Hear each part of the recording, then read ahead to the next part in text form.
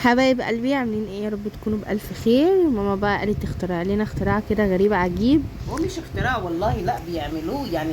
بصي، بدل ما نرميه لا هنطلع منه سناكس كده حلو ومربى كده تاكليها وانت قاعده، شكلها جميل. بصي مش هرمي قشر البطيخه، هناخد القشره الخارجيه دي نرميها، والقشره الداخليه اللي هي البياض بالحته الحمار دي.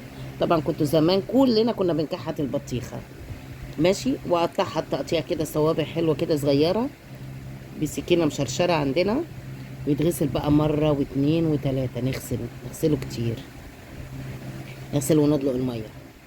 خلاص. ومين فينا ما بيحبش البطيخ؟ كلنا بنحب البطيخ. وممكن يتعمل منه كمان عصير بطيخ. غسلناه كمان مره اهو. بس خساره يترمي ليه؟ ده جميل جدا. انا هاكل منه اهو دلوقتي. خلاص غسلناه، ونحطه بقى في حله ستانلس، وعليه كوبايه سكر، وعليه كوبايه ميه، نحطه على النار يغلي. خلاص سيبيه على النار. كام عود كده قرنفل، القرنفل برضو حلو وبيدي طعم حلو لاي مربى واي صوصات، وشرايح ليمون.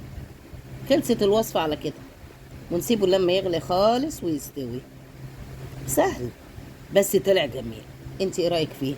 يا جماعه بجد طعمه كان تحفه. اي حد بيحب المربى والاختراعات هيحب مربى البطيخ قوي بجد. يعني اتمنى تجربوها وتعجبكم. حطيت ذره باكو فانيليا بس. نعبي بقى. بصي شكله عامل ازاي وحلو ازاي.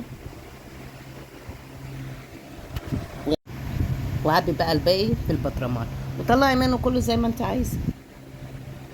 اتمنى بقى يعجبكم. ما تنسوناش في اللايك والشير والسبسكرايب والحاجات الحلوه دي، واحنا ان شاء الله لو لقينا اختراع حلو وخطير زي كده نعمله معاكم.